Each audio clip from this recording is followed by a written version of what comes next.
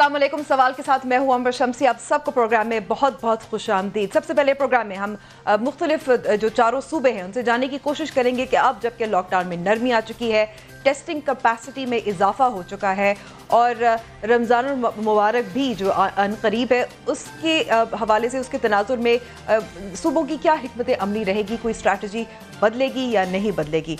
अपने मेहमानों का तारुफ कराती हूँ। हमारे साथ मौजूद है इस वक्त मुर्तज़ा वहाब साहब, सिंध हुकूमत के तर्जुमान, डॉक्टर यास्मीन राशिद साहिबा, वज़ीर सेहत पंजाब, अजमल वज़ीर साहब तर्जुमान खैबर पख्तूनख्वा और लियाकत शवानी साहब तर्जुमान बलोचिस्तान। आप सबका बहुत बहुत शुक्रिया वक्त देने का। सबसे पहले मुर्तज़ा साहब, मैं आपसे शुरू करना चाहती हूँ क्योंकि आपने एक ट्वीट की और ट्वीट में आपने ये कहा, ये 17 अप्रैल कि आपने कुछ फिगर्स थे, इनको कोट किया, यानी कि कुछ दिन पुरानी है ये जो आपके आदाद शुमार थे। आपने लिखा कि चारों सूबों में फ़ी 10 लाख अफराद में टेस्टिंग की शरह क्या थी, और ये बताया कि सिंध की फ़ी 10 लाख आबादी में से 444 अफराद का टेस्ट किया गया है और 2 दिन में आपने देखा है कि पंजाब की भी सलाहियत है, उसमें इजाफा हो चुका है। ये भी आपने साथ साथ कहा कि 90% जो टेस्ट हो रहे हैं वो सिंध हुकूमत खुद कर रही है। तो आप बता सकते हैं कि दीगर जो टेस्ट है क्या तनासुब है, किस तरह से इंडस हॉस्पिटल है, आगा खान यूनिवर्सिटी है? जी बहुत शुक्रिया अंबर, आपने मुझे मौका दिया इस पे इशू को एक्सप्लेन करने का। देखिए, सूबे सिंध के अंदर इनिशियली जब हमने टेस्टिंग स्टार्ट की थी तो टेस्टिंग की जो भी किट्स थी वो तकरीबन कोई 3056 के टेस्ट थे जो कि हमें फेडरल गवर्नमेंट से मुंतकिल किए गए थे। उसके बाद सिंध हुकूमत ने इंडस हॉस्पिटल को एंगेज किया और उसको पार्टनरशिप एक एग्रीमेंट किया जिसके तहत हमने इंडस हॉस्पिटल के थ्रू खुद टेस्टिंग इक्विपमेंट को इंपोर्ट करना शुरू किया, जिसके बाद पहले फेज में हमारे पास 10,000 टेस्ट आए और उसके बाद 50,000 टेस्ट हमारे पास आ चुके हैं। ये 60,000 टेस्ट हैं जिसको हमने मुख्तलिफ लेबॉरेटरीज को दिया है और लेबॉरेटरीज वो टेस्ट कंडक्ट कर रही हैं। जब मैं ये कहता हूँ कि तकरीबन 90% टेस्ट हुए सिंध के अंदर वो गवर्नमेंट स्पॉन्सर्ड है, तो इवन जो टेस्ट इंडस अस्पताल कर रहा है वो अस्पताल में जो टेस्टिंग किट दी गई है, जो टेस्ट दिए गए वो सिंध हुकूमत ने प्रोवाइड किए हैं। अगर डाउ यूनिवर्सिटी ओझा कैंपस कोई टेस्ट कर रहा है तो वो भी सिंध गवर्नमेंट ने किए। यहाँ तक कि आगा खान हॉस्पिटल को भी सिंध गवर्नमेंट ने टेस्टिंग फैसिलिटी प्रोवाइड किए, टेस्टिंग इक्विपमेंट प्रोवाइड किए, जिससे वो फ्री टेस्ट कर रहे हैं। बट आई विल क्लैरिफाई, ये जो निजी इदारे हैं जो टेस्टिंग कर रहे हैं ये भी मुफ्त कर रहे हैं और 10% आपका कहना है ये चार्ज्ड टेस्टिंग है? जी 10% इसलिए कि जैसे आगा खान अस्पताल ने अपनी मंगवाई हुई टेस्ट किट के ऊपर या ज़ियाउद्दीन अस्पताल ने अपनी मंगवाई हुई टेस्ट किट के ऊपर टेस्ट किया है तो उसके ऊपर naturally they are entitled to charge.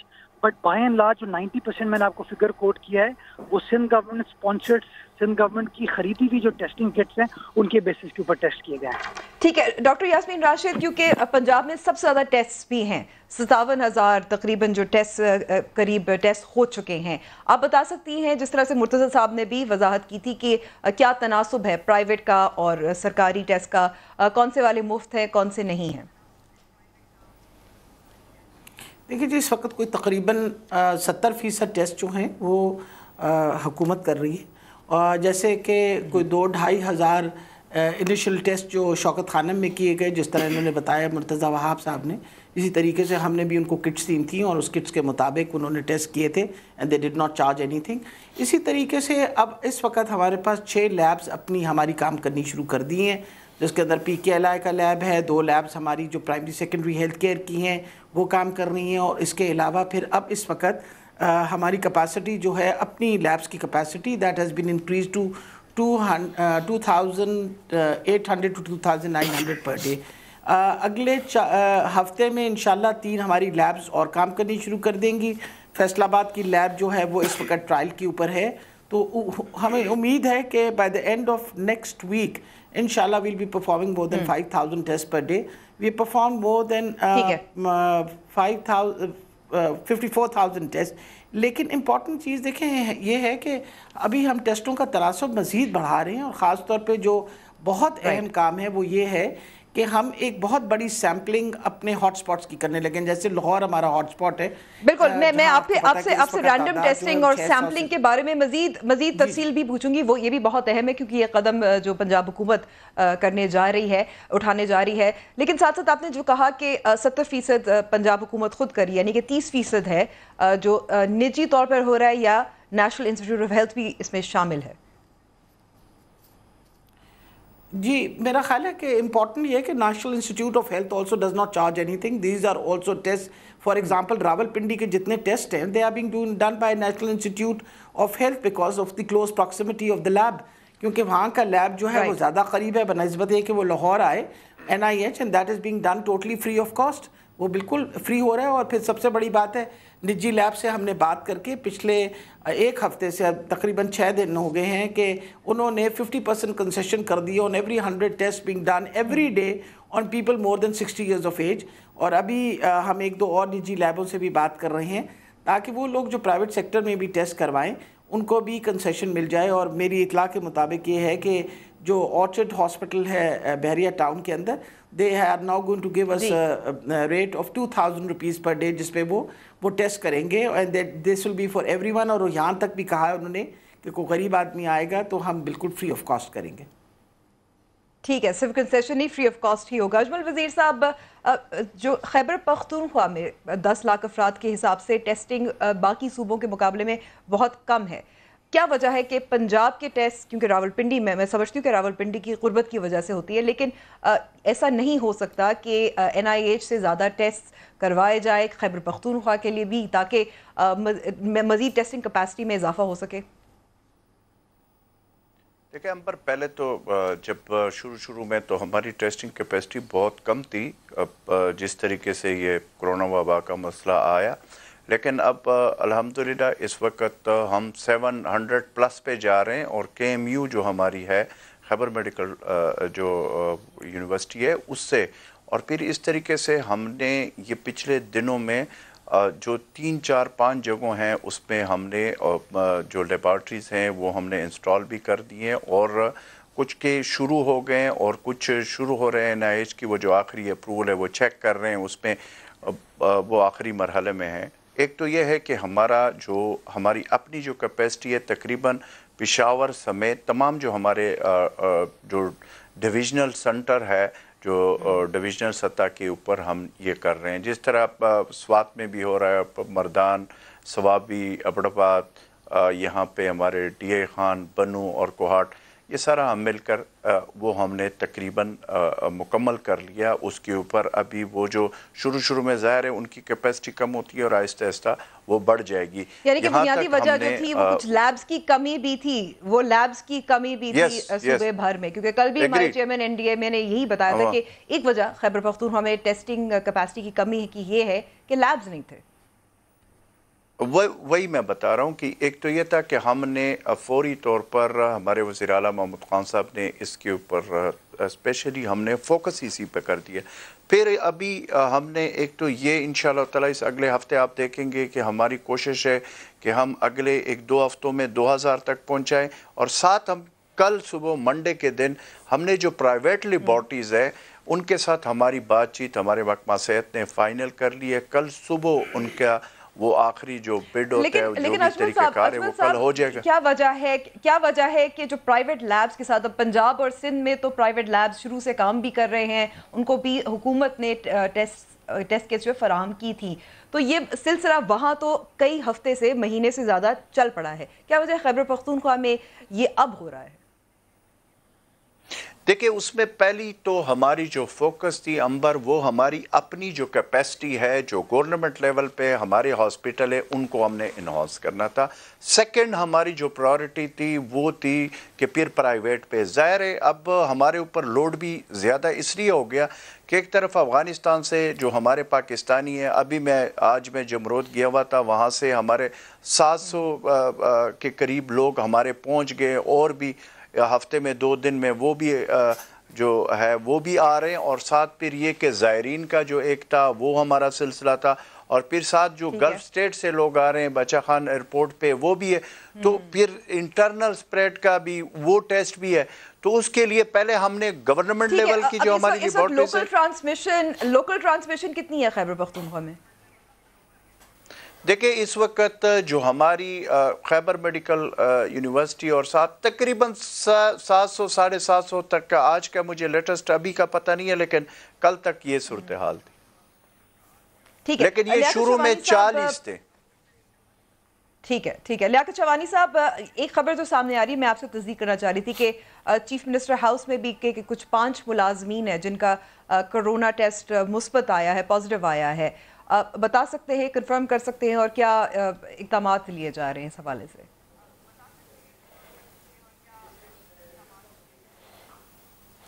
جی بالکل، سی ایم سیکریٹریٹ میں بھی ہمارے سٹاف میں وہاں کے جو لوگ ہیں ان کے جو ٹیسٹ ہم نے کرائے اس میں پازیٹیو آئے ہیں 5 اور پہلے 2 آئے تھے، پھر 4، پھر 1، تو 7 ہو گئے ٹوٹل.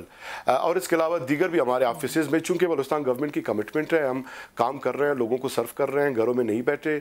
تمام ڈپارٹمنٹس جو کام کر رہے ہیں ایسنشل ڈیلیوریز جو ہمارے آفیسز ہیں تو وہاں کے اسٹاف کام کر رہے ہیں، اور ظاہر ہے لوگوں کے ساتھ کانٹیکٹ بھی ہیں، کوارنٹائن سینٹر بھی آتے جاتے رہے ہیں کچھ لوگ، تو اس سے کیسز پازیٹیو آئے ہیں. ٹھیک ہے، اور پھر کیا سیکریٹریٹ کو سیل کیا جا رہا ہے، ڈس انفیکٹ کیا جا رہا ہے، لوگ گھروں سے کام کریں گے؟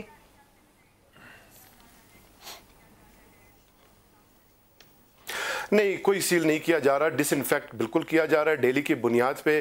میں بھی اسی سی ایم سیکریٹریٹ میں، میرا بھی وہیں پر آفس ہے، ریگولر ہم جاتے ہیں، میٹنگز ہوتے ہیں، ڈس انفیکٹ کرتے ہیں. اور اس کے علاوہ ڈس انفیکشن جو ہے نا پورے بلوچستان کے جتنے بھی آفیسز ہیں، ہاسپٹلز ہیں، ان کو ڈس انفیکٹ کیا جا رہا ہے.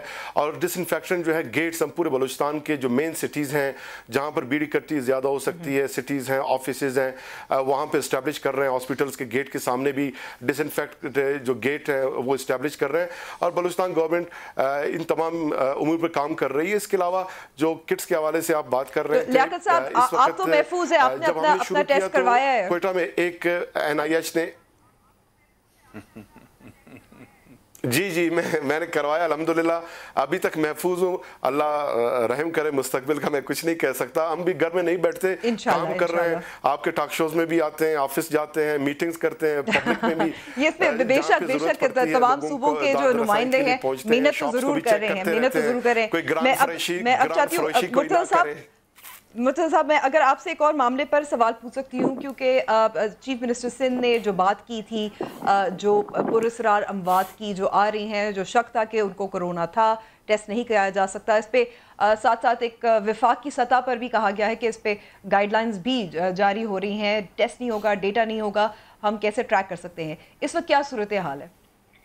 ایک صرف عمر میں اگر پہلے ایک اور چیز ایڈ کر دوں، I am very grateful doctor Yasmin صاحبہ نے اس چیز کو آج نیشنل ٹیلی ویژن پہ کلیریفائی کر دیا کہ جو پنجاب کا فگر ہے اس کے اندر پرائیویٹ سیکٹر لیبارٹریز کی کتنی انپٹ ہے، اور ساتھ ساتھ NIH جو ہے ان کو سپورٹ کر رہا ہے. ان کے ٹیسٹ کا ایک بڑا نمبر راولپنڈی ضلع کا، یہ جو آس پاس کے جو ضلع ہیں وہ NIH جا رہے ہیں. تو نیچرلی وہ جو ایک ایکسپونینشیل نمبر ہے، وی آر ویری ہیپی کہ پنجاب نے اپنی آؤٹ پٹ کو انکریز کیا ہے. بٹ یہ چیز کلیریفائی کرنے کی ضرورت تھی کہ جو پنجاب کے نمبرز ہیں اس کے اندر NIH کا اور پرائیویٹ سیکٹر لیبارٹریز دونوں کے نمبر شامل ہیں. اب جو آپ کا کوشچن ہے ریگارڈنگ جو چیف منسٹر صاحب نے بات کی، امبر، یہ کراچی کے اندر 2 ایسے واقعات ہوئے. ایک تو انڈس ہاسپٹل کے اندر کچھ پیشنٹس لائے گئے جن کو آتے فوراً چونکہ سمٹمس تھے تو ان کا ٹیسٹ کرایا گیا، اور ٹیسٹ کی بھی رپورٹ نہیں آئی تھی اور وہ انتقال کر گئے.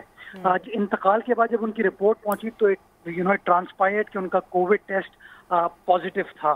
دوسری جو جنا اسپتال کے حوالے سے خبریں آئی تھیں، یہ بہت ساری ایسی وہاں باڈیز لائی گئی ہیں جس کی کوئی ایکسپلینڈ کاز آف ڈیتھ نہیں تھا، کوئی بیماری ایسا نہیں تھی، but they died all of a sudden. تو انتقال کے بعد آپ ٹیسٹ نہیں کر سکتے ہیں. تو اس کے اندر وہاں کے ڈاکٹرز نے جو چیسٹ کی، لنگس کی ایکس رے رپورٹ دیکھی تو اس کے اندر دیر آف دا ویو کہ پرہیپس یہ کووڈ کیس لگتا ہے.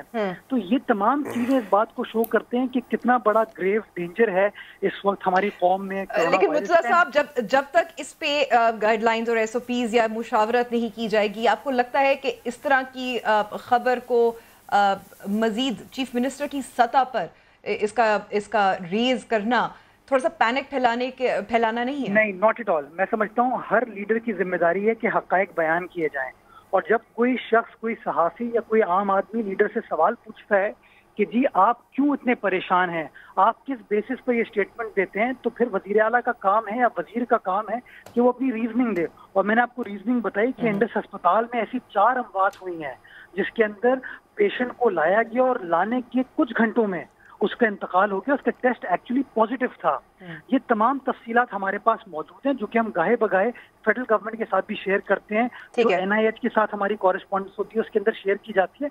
तो ऐसी चीज नहीं है जो कि बिल्कुल ही कोई कॉन्फिडेंशियल थी, ये हकायक पर मबनी बात है। और जब तक आप पब्लिक के सामने हकायक नहीं पेश करेंगे, मैं समझता हूँ पब्लिक भी इन्फॉर्म डिसीजन नहीं ले पाएगी। इस तरह की बातें बयान करने से आप पब्लिक को भी समझाते हैं कि कितना बड़ा खतरा हम सब के ऊपर लाक है ये, ताकि लोग एहतियात कर सकें और लोग समझ सकें कि हुकूमत जो कोरोना वायरस की वबा को रोकने के लिए एहतियाती तदाबीर प्रपोज कर रही है, SOPs प्रपोज कर रही है, या लॉकडाउन का फैसला कर रहे हैं, वो क्यों फैसले को अमल दरामद कराना हम सब की जिम्मेदारी है। ठीक है मुर्तज़ा साहब, मैं आपको यहाँ रोकती हूँ। अजमल वजीर साहब, खैबर पख्तूनख्वा के हवाले से जो एक परेशान कुन स्टेटिस्टिक है वो ये है कि अब मुल्क भर में कोरोना वायरस की वजह से जो शरह अमवात है वो 1.9% है, पंजाब में 1.1% है, सिंध में 2% है और खैबर पख्तूनख्वा में 5.3% है आबादी के लिहाज से। और जितने केसेस सामने आए हैं, क्या वजह है इतनी ज़्यादा अमवात, कोई 60 अमवात हो चुकी है खैबर पख्तूनख्वा में पेश आ रही हैं?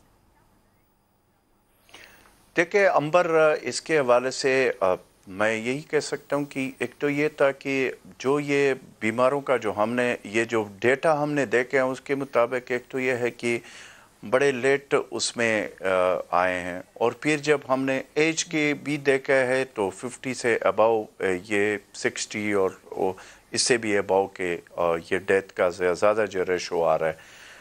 डेफिनेटली ये हमारे लिए अब बहुत बड़ा इस वक्त हमारी पूरी फोकस, हमारे वज़ीर आला साहब महमूद ख़ान साहब इस पे पूरा मुकम्मल तौर पर इस पे 3 दफ़ा हमारी मीटिंग हो चुकी है स्पेसिफिक इस चीज़ के हवाले से।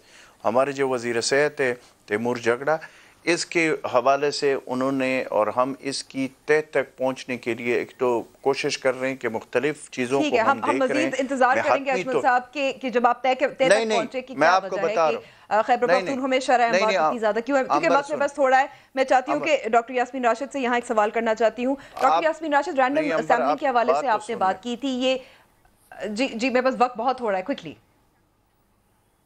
मैं सिर्फ आपको ये कह रहा हूँ कि ये हमने आइडेंटिफाई, ये जो अमवात का है उस पे मैंने आपको बताया कि 2-3 उसके वो है वजूहात हैं, लेकिन हमने इस वक्त डेफिनेटली इसके ऊपर ज़्यादा फोकस किया हुआ है कि हम और कितने को बचाने की कोशिश वो भी हो रहा है। और साथ आपको पता है कि इस वक्त के जो हालात है 3-4 तरफ से मुख्तलिफ मुल्कों से हमारे अपने पाकिस्तानी भी आ रहे हैं। मेरे पास थोड़ा रह गया, मैं अपने बाकी 2 मेहमानों से कुछ अहम सवाल करना चाह रही थी। डॉक्टर यास्मीन राशिद साहिबा, आपने कहा था रैंडम सैम्पलिंग जो है शुरू करने लगी है हुकूमत पंजाब, कब से शुरू होगा और किस बुनियाद पर किस तरह से सिलेक्ट किए जाएंगे जहां सैम्पलिंग होगी? देखिए जी, इस वक्त हमारी सबसे इम्पोर्टेंट है कि जो हमारा हॉटस्पॉट है वो लाहौर है, और लाहौर के अंदर हम पहले रैंडम सैम्पलिंग 12,000 के करीब रैंडम सैम्पलिंग कर रहे हैं, जिसके अंदर ख़ास तौर पे वो इलाके जहाँ हमने हॉटस्पॉट्स लाहौर के अंदर तशख़ीस किए हुए हैं उनके इर्द गिर्द जो हाउस होल्ड्स हैं उनके अंदर होने लगा है। फिर उसके बाद हम हॉस्पिटल्स के अंदर अपने जो हमारे मेडिकल प्रोफेशनल्स और मेडिकल पर्सनल्स हैं who are dealing directly with patients, उनका एक बहुत बड़ा लार्ज नंबर है। फिर उसके बाद हम ये जो जहाँ इकट्ठे हो जाते हैं लोग, जैसे सब्ज़ी मंडी है, फल मंडी है, और ये जो मार्केट्स वगैरह हैं वहाँ से हम सैम्पल्स लेने लगे। फिर हम उन इंडस्ट्रीज़ में भी से सैम्पल लेने लगे हैं जो इंडस्ट्रीज़ जो हैं who have been working during this past 3-4 weeks, because आपको पता है फूड इंडस्ट्री है, फार्मास्यूटिकल इंडस्ट्री है, they have been also working, हम उनसे भी लेने लगे सैम्पल्स। फिर then we going to take some samples from prisons, और फिर उसके बाद कुछ खास ऐसे इलाके जैसे दारुल अमान है उधर से, कुछ ऑर्फनेजेस से, ये सारे एरियाज़ जो हैं इनको मिला के को तकरीबन 12,400 test are going to be done. ये हमने सारी डिस्कशन जो है हमारे जो एक्सपर्ट ग्रुप है एपिडेमियोलॉजिस्ट का, उन्होंने ये सारा सैम्पल बनाया है। और idea of doing this random sampling is कि कुछ हमें आइडिया हो जाए कि जो लोकल ट्रांसमिशन हो रही है उसकी तादाद क्या है, किन इलाकों के अंदर और क्या किन ग्रुप्स के अंदर ज़्यादा तादाद है, ताकि हम उसके मुताबिक अपना आइंदा का जो लाए अमल है उसके ऊपर काम कर सकें। और उसके डॉक्टर यास्मीन राशिद साहिबा, बहुत बहुत शुक्रिया। मुर्तज़ा वहाब साहब, आपका भी बहुत शुक्रिया। अजमल वजीर साहब और लियाकत शहवानी साहब। यहाँ हमने लेनी है छोटी सी ब्रेक, और ब्रेक के बाद हम बात करेंगे डॉक्टर हफीज़ पाशा की, जो हमें बताएंगे कि पाकिस्तान 2022 तक कितना मकरूज होगा। See you after the break.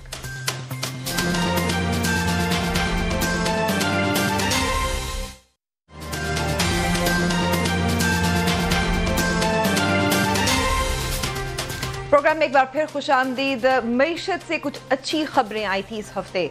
Stock market में चढ़ाव भी देखने में आया, शरह सूद में कमी भी थी, डॉलर की कदर में भी कुछ कदर कमी भी देखने में आई। लेकिन सवाल ये पैदा होता है क्या ये देर पात है या वक्ती रिलीफ थी लोगों के लिए, पाकिस्तानियों के लिए और मईशत के लिए भी। हमारे साथ इस वक्त मौजूद हैं साबिक वज़ीर ख़जाना और माहिर मईशत डॉक्टर हफीज़ पाशा। बहुत बहुत शुक्रिया डॉक्टर पाशा हमें वक्त देने का। डॉक्टर पाशा, सबसे पहला सवाल जो अभी भी इस वक्त डिबेट बहुत हो रहा है, इस पर बहस बहुत हो रही है।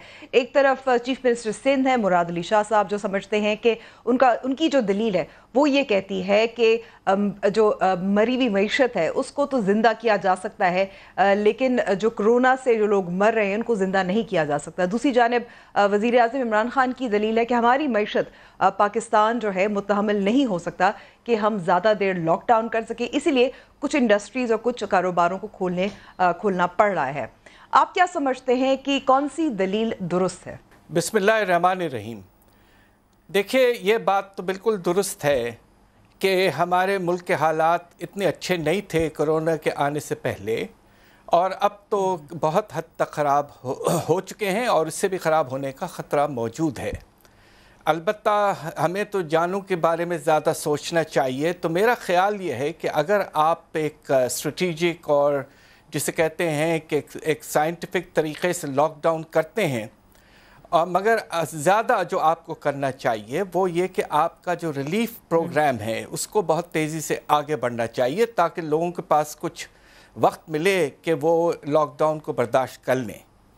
अब इस सिलसिले में मुझे ये कहना पड़ता है कि कल ही खबर आई है, IMF की रिपोर्ट जो पेश हुई है, जब हमें 1.4 अरब डॉलर उन्होंने सपोर्ट दिया है, उसमें एक बात ज़रा परेशान कुन थी। वो ये कहते हैं कि जो गवर्नमेंट कह रही थी कि हम 1250 अरब का रिलीफ पैकेज लाए हैं, उनका अंदाज़ा ये कि ये सिर्फ 500 अरब है। तो यानी कि अभी आपके पास ये कैलकुलेशन आप लोगों के लिए वजाहत कर सकते हैं, ये कैलकुलेशन किस तरह से की गई है कि जो 1200 अरब कहा जा रहा है या बताया जा रहा है, 500 अरब कैसे है?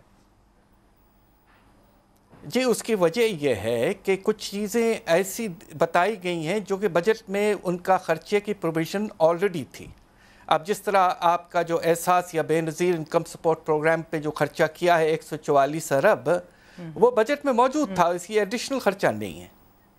दूसरी तरफ कुछ ऐसी चीज़ें हैं जिसका बोझ फेडरल गवर्नमेंट पे नहीं पड़ेगा। अब उसमें सबसे नुमाया जो एग्ज़ाम्पल है वो ये कि वो कह रहे हैं कि 244 अरब के करीब उनको आटे की प्रोक्योरमेंट पे लगाना पड़ेगा। ये खर्चा एक्चुअली प्रोविंशियल गवर्नमेंट्स का होता है।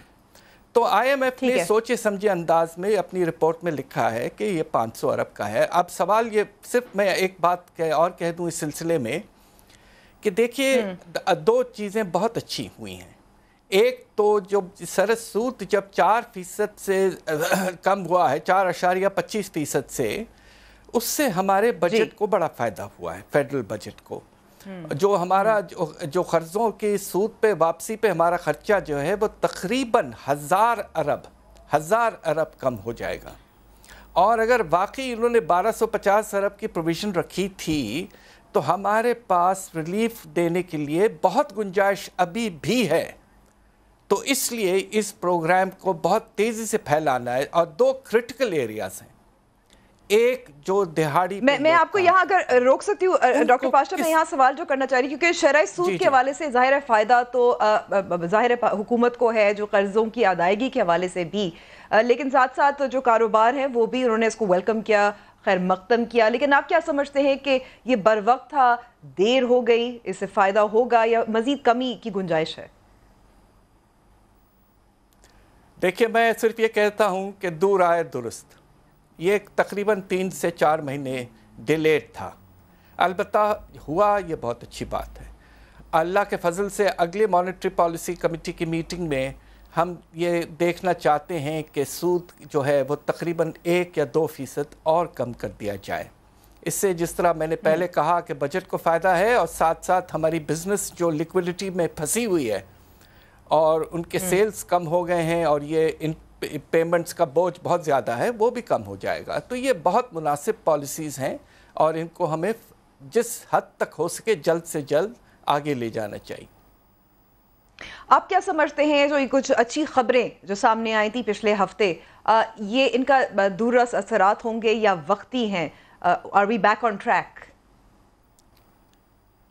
देखिए बात यह है कि कुछ एक एहसास हो चुका है लोगों में कि हमें बहुत सपोर्ट मिल रहा है बाहर की दुनिया से, और इसमें सबसे नुमाया जो एग्ज़ाम्पल है वो यकीनन IMF ने जो हमें सपोर्ट 1.4 अरब डॉलर का एमरजेंसी फाइनेंसिंग फैसिलिटी के तहत दिया है।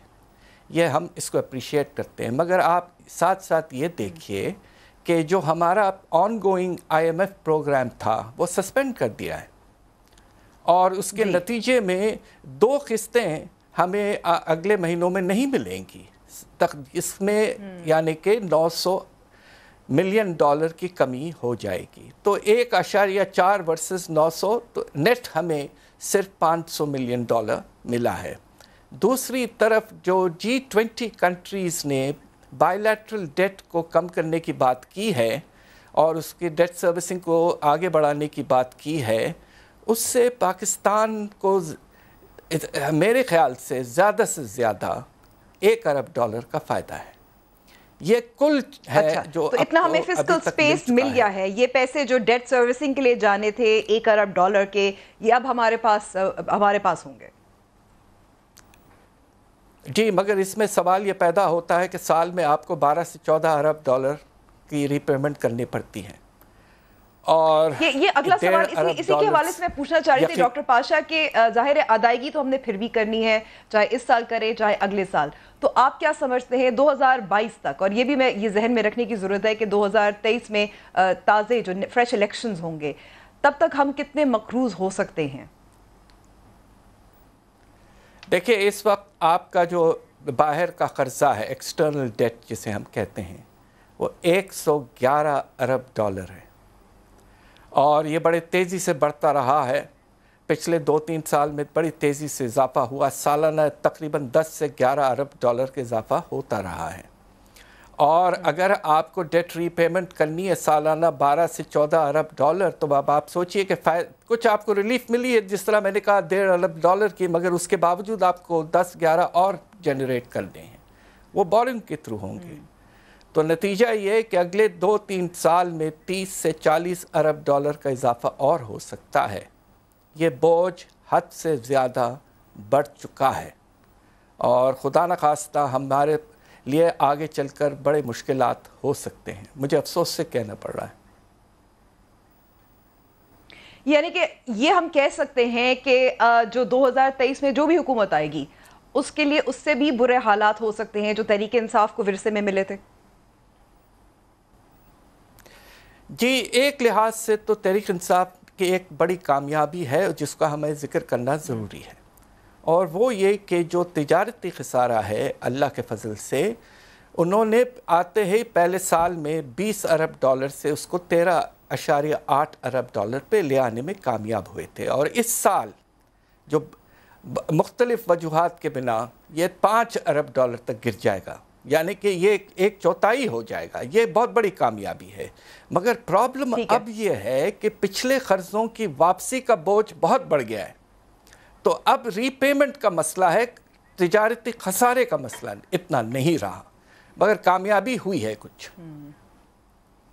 ठीक है। अब वज़ीर रेलवे शेख रशीद साहब का कहना है कि अगर ये हमें रियायत ना मिलती कि हमें अदायगी इस साल नहीं करनी पड़ती जो G20 ममालिक की जानिब से मिली है, तो पाकिस्तान डिफ़ॉल्ट की तरफ जा रहा था। किस हद तक वो दुरुस्त है? देखिए, ये विद ऑल ड्यू रिस्पेक्ट्स इस तरह के स्टेटमेंट्स जो हैं वो मार्केट में कॉन्फिडेंस को बहुत मुतासिर करते हैं। ये तो बहुत पुराने वज़ीर हैं, ये डिफ़ॉल्ट का लफ्ज़ इस्तेमाल करना मैं समझता हूँ नामुनासिब है।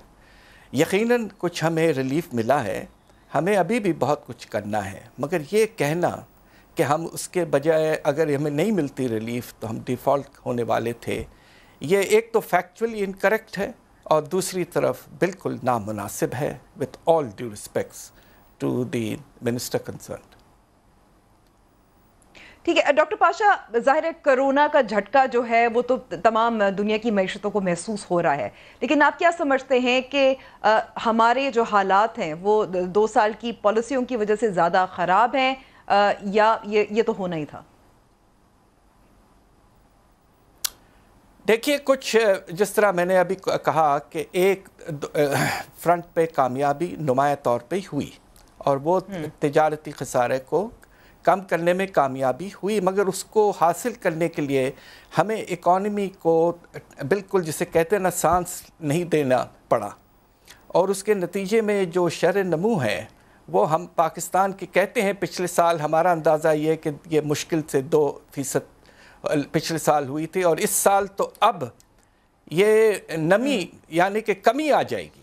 आपके जीडीपी जो है उसकी रफ्तार जो है वो नेगेटिव की तरफ चली जाएगी, और आईएमएफ कहता है कि 1.5% हमारा एस्टिमेट है कि ये कुछ इससे भी ज़्यादा होगा, तकरीबन 2 से 2.5% कमी आएगी आपके कौमी पैदावार में इस साल। तो हालात बहुत ख़राब हैं और इसलिए रिवाइवल पैकेज लाना बहुत ज़रूरी है, और जो पैसे आपने बचाए हैं और जो पैसे अब आपको रिलीफ मिला है इस सूद के कमी से, उनको आप फ़ौरन इंसेंटिवाइजेशन के लिए और रिलीफ प्रोवाइड करने के लिए इस्तेमाल करें ताकि इकॉनमी में कुछ जान बची रहे। जी जी। अब डॉक्टर पाशा, अब क्योंकि जीडीपी ग्रोथ रेट के हवाले से भी आप बात कर रहे हैं और उससे एक जो नतीजा सामने आता है वो गुर्बत में इजाफा होता है, बेरोज़गारी भी होती है। आपने और जो डॉक्टर कारदार हैं एक प्रोजेक्शंस की थी और 2 सिनारियोज पेश किए थे, वर्स्ट केस सिनारियो था और एक थोड़ा सा बेहतर था। आप उन्हीं प्रोजेक्शंस पे कायम हैं या आप समझते हैं कि कुछ तब्दीली आई है? देखिए, आईएमएफ ने जो प्रोजेक्शन किया है कल की रिपोर्ट में तकरीबन हमारे वर्स्ट केस सिनेरियो से मिलता जुलता है, और ख़तरा यही है कि बेरोज़गारी में खुदा न खास्ता अगले कुछ महीनों में, ये मैं लॉकडाउन के असर की बात नहीं कर रहा हूँ, ये एक तरह से लंबा अरसा जो है बेरोज़गारी का, अच्छा। वो तकरीबन 50 से 60 लाख लोग और बेरोज़गार हो सकते हैं। ये बहुत बड़ा नंबर है, इसलिए हम सब बहुत परेशान हैं। दूसरी तरफ गुर्बत की जो आपने बात की है उसमें तो इससे भी बहुत ज़्यादा इजाफा होने का ख़तरा है।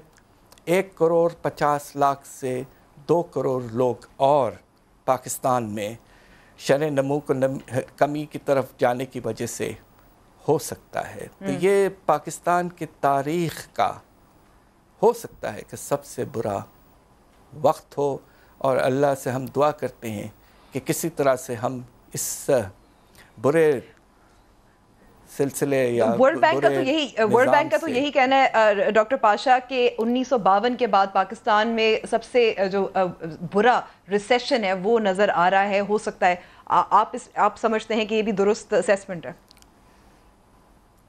बिल्कुल ठीक है। 1951-52 में हम पहली दफ़ा और आखिरी दफ़ा -1% पे चले गए थे हमारा शरह नमू, और एक और मरतबा हम तकरीबन 0 पे गए थे जब फाइनेंशियल क्राइसिस हुआ था दुनिया में 2008-9 में। उस वक्त भी हम 0 के करीब थे, मगर इस मरतबा कम से कम इस साल 2 से 2.5% नमी आ सकती है आपके शरह नमू। ये बहुत ही मनफी जो हालात हैं वो बहुत ही परेशान कन। तो आपको लगता है कि 1952 से भी ज़्यादा मुश्किल सूरत हाल हो सकती है? यकीनन हो सकती है। और जिस तरह मैंने आपसे कहा कि बेरोज़गारी में 50 से 60 लाख लोग, और फिर गुर्बत में 1.50 करोड़ से 2 करोड़ लोग अगर खुदा न खास्ता गुर्बत के लकीर के नीचे जाते हैं, तो आपको अपना जो एहसास या बेनज़ीर इनकम सपोर्ट प्रोग्राम है, आपने माशाल्लाह उसको साइज़ में बढ़ाया है। बहुत अच्छी बात है कि आपने तकरीबन 5 मिलियन से 12 मिलियन फैमिलीज़ पे लेके गए हैं। ये बहुत अच्छा स्टेप था, मगर अब शायद कोशिश होगी अगले मरतबा कि इसको 17 या 18 मिलियन पे ले जाना पड़े। یہ دیکھیے یہ بہت ضروری ہے. اس وقت لوگ بہت پریشان ہیں, بے روزگار ہیں جی, اور گھروں میں فاقے ہونے کا خطرہ ہے. اور سب سے زیادہ آپ سمجھتے ہیں کیونکہ ایک فیکٹر جو مہنگائی کا بھی ہوتا ہے, جی معذرت میں آپ کی بات کاٹ رہی ہوں, لیکن ایک اور جو مہنگائی کا فیکٹر ہوتا ہے وہ ہے جو تیل کی قیمتوں میں کمی ہوتی ہے. حکومت پہلے کمی کر چکی ہے. آپ سمجھتے ہیں کہ ایسا کیونکہ نظر آ رہا ہے کہ عالمی سطح پر جو تیل کی قیمتیں ہیں وہ 20 سالہ سطح سے سب سے کم ہیں, مزید گنجائش ہے کمی کی؟ جی میرا خیال یہ ہے کہ اب جب کہ ان کا اگریمنٹ ہو گیا ہے کہ 10 ملین بیرلز کا ایک اگریمنٹ ہوا ہے کٹ کا, تو اب زیادہ گریں گی نہیں. اور آنے والے دنوں میں اگر حالات کچھ عرصے کے بعد تھوڑے سے بہتر ہوتے ہیں اور ڈیمانڈ میں اضافہ ہوتا ہے تو سٹیبلائز ہو جائے گی قیمت. اس وقت $30 سے $35 کی رینج میں رہے گی. سوال یہ پیدا ہوتا ہے کہ کیا حکومت جو اس کمی آئی ہے $65 سے کم ہو کر ابھی $25-26 پہ ہے, کس کا فائدہ کس حد تک عوام کو پہنچاتی ہے؟ IMF کی رپورٹ پڑھنے کے بعد میں احساس کچھ یہ ہو رہا ہے کہ شاید پیٹرولیم لیوی کو زیادہ بڑھایا جائے گا اور جو ریلیف $15 کی دی گئی ہے وہی رہے گی, اس میں کوئی اضافہ نہیں ہوگا. ہمارا خیال یہ ہے کہ آپ کو اس وقت افراط زر کو بالکل نیچے لانا ہے, تو کم از کم آپ کو $25 قیمت کرنے کی گنجائش ہے. ساتھ ساتھ اس میں پیٹرولیم لیوی میں اس کے باوجود بھی اضافہ ہوگا. اگر آپ یہ قدم اٹھاتے ہیں تو اس سے ہر چیز کی قیمت میں کمی آ سکتی ہے, اور میرا خیال یہ کہ ایسا ہی ہونا چاہیے. ڈاکٹر پاشا, لیکن we are bound by the IMF programme. تو انہوں نے اگر پیٹرولیم لیوی کا $479 ارب کا ایک ٹارگٹ سیٹ کیا ہے جو بہت سارے لوگ کہتے ہیں ان ریئلسٹک ہے, آپ کو لگتا ہے کہ وقت آ گیا ہے کہ اس پروگرام سے اب پاکستان نکل جائے؟ جی نکلنے کی گنجائش اس وقت نہیں ہے, مجھے افسوس سے کہنا پڑتا ہے.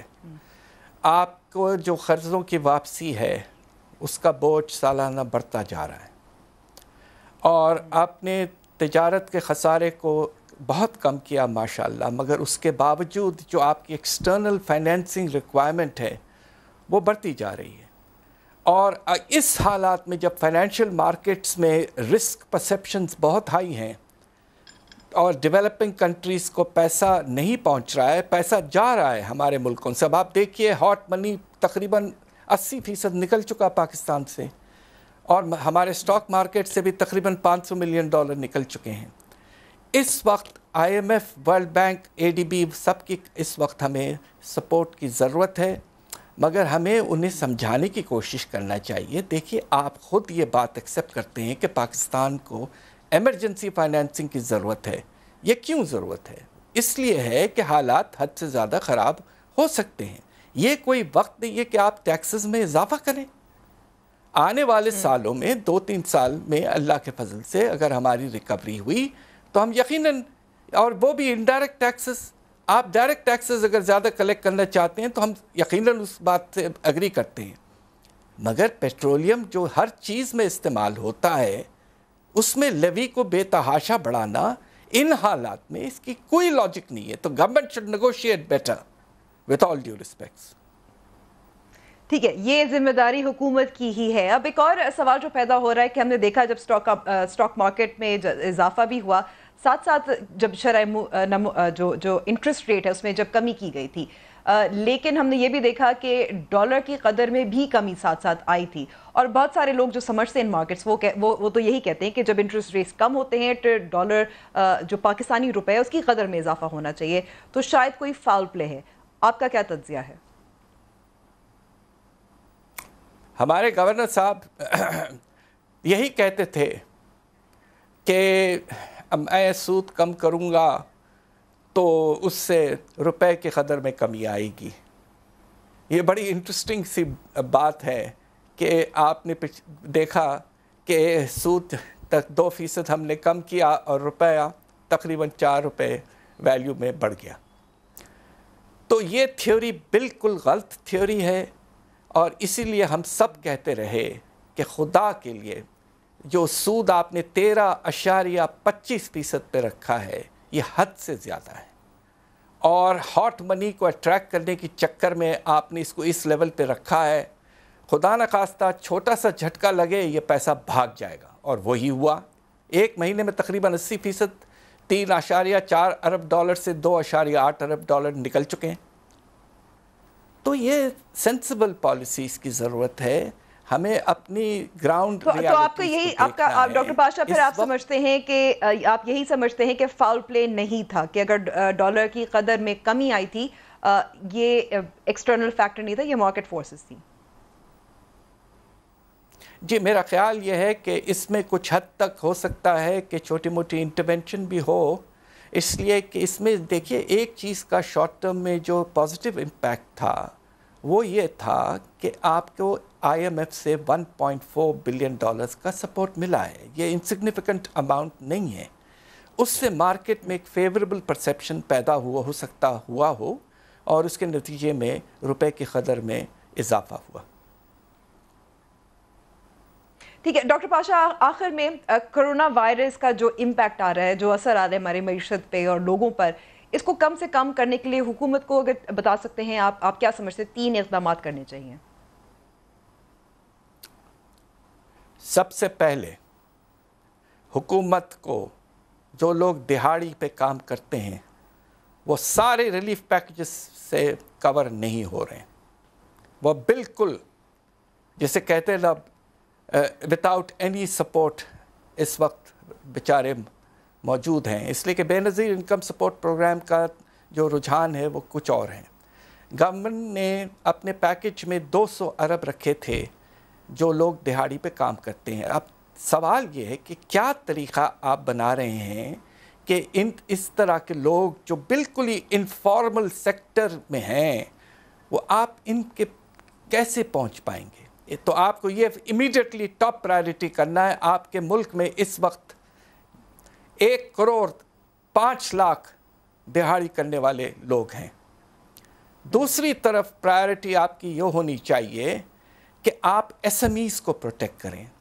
SMEs हमारे बैकग्राउंड, छोटे इदारे हमारे बैकबोन हैं। हमारे जो अच्छे एक्सपोर्ट्स हैं, सर्जिकल इंस्ट्रूमेंट्स हैं, स्पोर्ट्स गुड्स हैं, लेदर है, गारमेंट्स वगैरह, इनका बहुत बड़ा रोल है और ये एम्प्लॉयमेंट भी बहुत देते हैं। आपको हैरत होगी कि SMEs अगर हम पूरे पाकिस्तान की मिला लें तो 1,30,00,000 नौकरियां प्रोवाइड करते हैं। ये अब जो स्टेट बैंक ने फाइनेंसिंग फॉर बिजनेस का प्रोग्राम लाया है, विथ ऑल ड्यू रिस्पेक्ट्स जी, वो SMEs तक नहीं पहुंचेगा। आपको न्यू इनोवेटिव मेथड्स बनाने पड़ेंगे SMEs तक पहुंचने के लिए। Commercial banks are least interested in reaching out to the SMEs। वो बैठे बैठे बड़े कस्टमर से पैसा बना लेते हैं, गवर्नमेंट से सबसे ज़्यादा पैसा बनाते हैं। तो अब आपको कुछ टारगेट सेट करने पड़ेंगे और कुछ पेनल्टीज भी लानी पड़ेंगी। SMEs को सेव करना is perhaps the single most important. और आखिरी चीज़ कि ये रिलीफ पैकेज जो आपने दिया है बहुत अच्छा दिया, बड़ा कर दिया, 12 लाख घरानों को दिया। आगे आपको 17 से 18 लाख घरानों को देना पड़ेगा और इसको आप 4 महीने के बाद नहीं, मेरा ख्याल ये कि 2.5 से 3 महीने के बाद एक सेकंड राउंड ऑफ रिलीफ आपको देना पड़ेगा। आपके पास अब गुंजाइश है, पैसे आपके पास आ गए हैं, आप फोकस करें relief and incentivization of our dear national economy and the people of our country. Doctor Hafeez Pasha, बहुत बहुत शुक्रिया हमें वक्त देने का। प्रोग्राम का ख़त्म हुआ है, ज़रूर हमें फीडबैक दीजिएगा हमारे फेसबुक पेज और ट्विटर हैंडल पे। अब होगी इंशाल्लाह जुम्मे को मुलाकात। खुदा हाफ़िज़।